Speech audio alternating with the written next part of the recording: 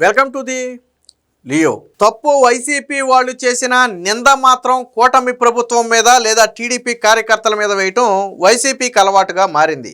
వాస్తవానికి సాక్షి రాసే రాతలన్నీ కూడా అడ్డగోలు రాతలే. గతంలో కూడా వివేకానంద రెడ్డిది మొదట గుండెపోటు అని చెప్పి ఎవరో నమ్మకపోతే దాన్ని గొడ్డలపోటుగా మార్చినటువంటి చరిత్ర వాళ్ళది. ఇప్పుడు సేమ్ యాజ్ ఇట్ ఈజ్గా మనిషి మారాడు, ప్లేస్ మారింది తప్ప మిగతాదంతా సేమ్ యాజ్ ఇట్ ఈజ్గా మరొక కట్టుకథతో ప్రజలను మోసం చేసే ప్రయత్నం చేశారు. ఇటీవల కొద్ది రోజుల క్రితం కడప రిమ్స్ ఆసుపత్రి ఆవరణంలో ఒక వైసీపీ కార్యకర్త దారుణ హత్యకు గురయ్యాడు.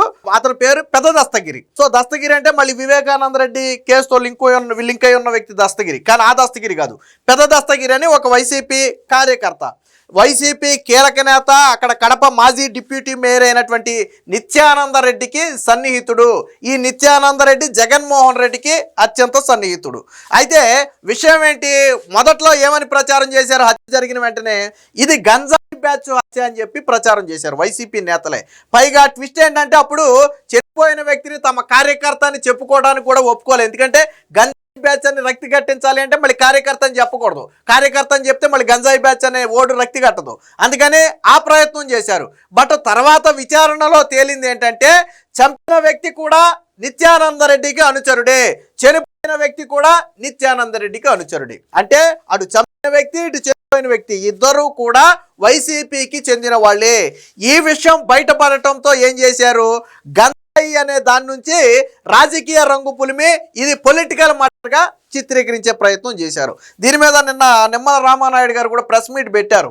ఇవన్నీ కూడా తాడేపల్లిలో పథకరచనే. అప్పటి వివేకానంద రెడ్డి హత్య మొదలు నిన్న వైసీపీ కార్యకర్త పెద్ద దస్తగిరి వరకు కూడా ఈ హత్యలన్నింటినీ కూడా తాడేపల్లి ప్యాలెస్లోనే పథకరచన జరిగింది. జగన్మోహన్ రెడ్డి కనుసన్నంలోనే వీటన్నిటికీ కూడా స్కెచ్లు వేశారని చెప్పి నిన్న నిమ్మల రామానాయుడు గారు ప్రెస్ మీట్ పెట్టి మాట్లాడటం జరిగింది.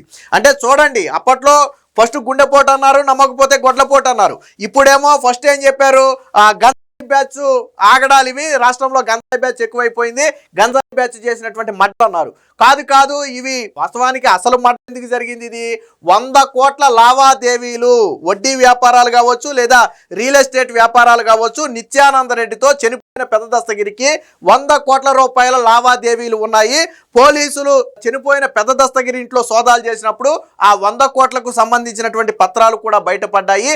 సో నిత్యానంద రెడ్డి ప్రస్తుతానికి పరారీలో ఉన్నాడు. ఎందుకని పరారీలో ఉన్నాడు అంటే దీని వెనక ఉన్నది నిత్యానంద రెడ్డి అనేది పోలీసుల బలమైన అనుమానం. వాళ్ళిద్దరికీ మధ్య ఉన్నటువంటి ఈ 100 కోట్ల లావాదేవీల విషయంలో అడ్డు తొలగించుకోవటానికే నిత్యానంద రెడ్డికి అడ్డుగా ఉన్నాడు కాబట్టి తొలగించుకోవడం కోసం నిత్యానంద రెడ్డి హత్య చేయించాడు అనేది ఇప్పుడు పోలీసులు బలంగా నమ్ముతున్నారు. దానికోసం విచారించాలి అని చూస్తే ప్రస్తుతానికి నిత్యానంద రెడ్డి పరారీలో ఉన్నాడు. ఆయన కడప మాజీ డిప్యూటీ మేయర్గా కూడా చేశాడు. అలాంటి వ్యక్తి పారిపోయాడు. నీకు ఒక వ్యక్తి పారిపోయాడనంటే అంటేనే అర్థం చేసుకోవచ్చు అందులో అతను పాత్ర ఉందా లేదా అనేది. సో దీనికి సంబంధించినటువంటి వార్త కూడా ఒకటి వచ్చింది, ఒకసారి చూద్దాం. పెద్ద దస్తగిరి వెనక పెద్ద కుట్ర, 100 కోట్ల ఆస్తి లావాదేవీలే కారణం. ప్రధాన సూత్రధాని వైసీపీ నేత నిత్యానంద రెడ్డి. ఇద్దరి మధ్య భారీ ఆర్థిక రియల్ లావాదేవీలు. హత్యకు ఇవే కారణాలని అనుమానం. హతులు నిందితులు ఇద్దరు కూడా నిత్యానంద రెడ్డి అనుచరులే. అంటే చంపిన వ్యక్తి, చనిపోయిన వ్యక్తి ఇద్దరు నిత్యానంద రెడ్డి అనుచరులే. మరి వైసీపీ కార్యకర్తలు, చంపినోడు వైసీపీ పార్టీ ఓడే, చనిపోయినోడు వైసీపీ పార్టీ అయితే దీనికి కూటమి ప్రభుత్వానికి ఏంటి సంబంధం? ఎలా లింక్ పెడతారు? పైగా దీనికి జగన్మోహన్ రెడ్డి పరామర్శకు వస్తున్నాడని చెప్పి దీనికి పొలిటికల్ రంగు పులిమే ప్రయత్నం కూడా చేశారు. హత్య జరిగిన రోజు గంజాయి ముఠా పనిగా చిత్రీకరించిన రోత పత్రిక గుట్టు రట్టు కావటంతో రాజకీయ హత్యగా రంగు. దస్తగిరి కుటుంబ పరామర్శ యాత్రకు జగన్ ప్లాన్ అని చెప్పి ఒక వార్త అయితే వచ్చింది. దీని డెప్త్కి వెళ్తే మరికొంత ఉందో ఒకసారి చూద్దాం. దాదాపుగా 7 ఏళ్ల క్రితం వివేకానంద రెడ్డి హత్య కేసులో తొలుత గుండెపోటుగా నమ్మించే ప్రయత్నం చేశారు. బెడిచి కొట్టడంతో గొడ్డలిపోటు అని చంద్రబాబు మీద నెట్టేసి నరాసుర రక్త చరిత్ర అని రోత పత్రికలో రాశారు. ఇప్పుడు కడప వైసీపీ కార్యకర్త, రియల్ ఎస్టేట్ వ్యాపారి పెద్ద దస్తగిరి విషయంలోనూ వైసీపీ నాయకులు అచ్చం అదే డ్రామాను నడిపిస్తున్నారు. 100 కోట్ల ఆస్తి కోసం జరిగిన హత్యను తొలుత జగన్ పత్రిక గంజాయి బ్యాచ్ చేసిన గా చిత్రీకరించింది. పార్టీ కోసం ఆర్నిసలు కష్టపడిన పెద్ద దస్తగిరిని కనీసం వైసీపీ కార్యకర్తగా కూడా చెప్పుకునేందుకు ఆ పార్టీ నేతలు కానీ జగన్ పత్రిక కానీ సుముఖత చూపలేదు. అసలు పెద్ద దస్తగిరికి వైసీపీకి సంబంధం లేని వ్యక్తిగా జగన్ కథనాలు రాసింది.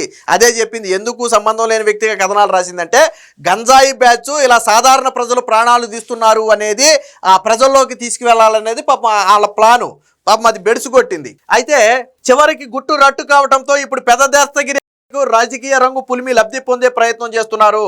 ఓదార్పు పేరుతో డ్రామాతో కథను రక్తి కట్టించాలని చూస్తున్నారు. కడప జిల్లా కేంద్రంలోని ప్రభుత్వ ఆసుపత్రి రిమ్స్ ఆవరణంలో ఈ నెల 6న జరిగినటువంటి వైసీపీ కార్యకర్త పెద్ద దస్తగిరి కేసులో విస్తుపోయే విషయాలు వెలుగు చూస్తున్నాయి.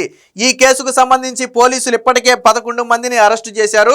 ఈ కేసులో కడప మాజీ మేయర్ వైసీపీ నేత బండి నిత్యానందరెడ్డి ప్రధాన కుట్రదారుడని పోలీసులు ఆరోపిస్తున్నారు. మృతుడితో పాటు నిత్యానందరెడ్డి నిందితులు కూడా నిత్యానందరెడ్డి అనుచరులే. మొదట ఇది రౌడీల మధ్య జరిగిన తగాదాగా పోలీసులు భావించారు. ఆ తర్వాత విచారణలో ఒక్కొక్క విషయం బయటకు వచ్చింది. వాస్తవానికి 3 గంటల్లోనే దీనికి సంబంధించినటువంటి 3 నిందితులను అప్పట్లో అరెస్టు చేయడం అయితే జరిగింది. సో విచారణ సందర్భంగా ఏం తేలిందంటే ఈ ఎవరైతే హత్యలో పాల్గొన్నటువంటి నిందితులు ఉన్నారో హత్య జరిగిన 3 గంటల్లోనే 3 నిందితులు నిత్యానందరెడ్డిని కలిసినట్లు ఆయన ఆశ్రయించినట్లుగా తేల్చారు. అలాగే హత్యకు ముందు హత్య తర్వాత కూడా వాళ్ళు ఫోన్లో నిత్యానందరెడ్డితో మాట్లాడినట్టుగా కాల్ డేటా కూడా సేకరించారు. సో ఇదే ఈ కేసుకు బలమైన ఆధారం. అంటే ఈ హత్యలో పాల్గొన్న నిందితులు హత్యకు ముందు నిత్యానందరెడ్డితో మాట్లాడారు, హత్య తర్వాత నిత్యానందరెడ్డితో మాట్లాడారు. తర్వాత 3 గంటల వ్యవధిలోనే వీళ్ళందరూ కలిసి నిత్యానందరెడ్డిని కలిస్తే నిత్యానందరెడ్డి వీళ్ళకు ఒక షెల్టర్ కూడా ఏర్పాటు చేశాడు. ఇవన్నీ కూడా పోలీసులు ఆధారాలు సేకరించారు. దీంతో నిత్యానందరెడ్డిని అదుపులోకి తీసుకుందాం అనుకునే లోపు ప్రస్తుతానికి నిత్యానందరెడ్డి అయితే పరారీలో ఉన్నారు. ఇక పోయిన దస్తగిరి ఇంట్లో సోదాలు జరిపినప్పుడుగా 100 కోట్ల రూపాయల విలువైనటువంటి ఆస్తికి సంబంధించినటువంటి లావాదేవీ పత్రాలను పోలీసులు కనపడ్డాయి. సో అప్పుడు వాళ్ళకి విషయం అర్థమైంది. సో ఈ 100 కోట్ల వ్యవహారంలోనే ఇరువురికి మధ్య ఘర్షణ వచ్చింది. దాంతో అడ్డు తొలగించుకోవటానికే తన అనుచరుల చేత నిత్యానందరెడ్డి మరొక అనుచరుడైనటువంటి పెద్ద దస్తగిరిని అయితే అడ్డు తొలగించుకున్నాడు. సో ఇది పోలీసులు భావించింది. సో అంటే మరి ఇది ఇక్కడ కూడా మీరు ఫోటో చూడొచ్చు. పెద్ద దస్తగిరి కేసులో నిందితులుగా ఉన్నటువంటి పేరం రాజు నరేంద్రలతో కడప మాజీ డిప్యూటీ మేయర్ బండి నిత్యానందరెడ్డి. సో గతంలో వీళ్ళ పెద్ద దస్తగిరి కూడా నిత్యానందరెడ్డికి సన్నిహితుడే. వాస్తవానికి వీరిద్దరికి మధ్య ఎప్పటి నుంచో రియల్ ఎస్టేట్కి సంబంధించినటువంటి వ్యాపార లావాదేవీలు ఉన్నమాట వాస్తవం. కానీ ఎక్కడ బెడిసి కొట్టింది అనేది తెలియదు. కానీ నిత్యానందరెడ్డికి అడ్డుగా మారటంతో అడ్డు తొలగించుకోవాలనుకున్నారు. నిన్న నిమ్మల రామానాయుడు గారు కూడా చెప్పింది అదే. ఈ సొంత పార్టీ కార్యకర్త చంపుకోవడానికి కూడా జగన్మోహన్ రెడ్డి వెనకాడటం లేదు. రాజకీయ లబ్ధి కోసం ఎంతకైనా తెగించే పార్టీ వైసీపీ పార్టీ. ఆ రోజు వివేకానందరెడ్డి నుంచి ఈ రోజు వైసీపీ కార్యకర్త హత్య వరకు మొత్తం తాడేపల్లి ప్యాలెస్లో జగన్మోహన్ రెడ్డి కనుసన్నంలో జరిగినటువంటి పథక రచనలే. జగన్మోహన్ రెడ్డి రాజకీయ లబ్ధి కోసం ఎంతకైనా దిగజారుతాడు అనడానికి ఇదే ఒక ఉదాహరణ అని చెప్పి స్వయంగా నిన్న మంత్రి నిమ్మల రామానాయుడు గారు కూడా ప్రెస్ మీట్ పెట్టి మాట్లాడటం జరిగింది. అంటే వైసీపీ నీచ రాజకీయం చూడండి. ఫస్ట్ గంజాయి బ్యాచ్ చేసిన హత్య రాష్ట్రంలో శాంతి భద్రతలు లేవన్నారు. అది గంజాయి బ్యాచ్ హత్య కాదు, సొంత పార్టీ నేతే మరొక కార్యకర్తను చంపించాడు అని తెలిసి దానికి రాజకీయ రంగు పులిమే ప్రయత్నం చేశారు. మొదట అసలు తమ కార్యకర్తను కూడా వైసీపీ నాయకులు కార్యకర్తలు ఎక్కడ చెప్పే ప్రయత్నం చేయలే. ఎందుకని గంజాయి బ్యాచ్ హత్య అన్నప్పుడు రాజకీయ నాయకుడు అంటే మళ్ళీ అది రక్తిఘాటదని చెప్పి అలా చెప్పే ప్రయత్నం చేయలే.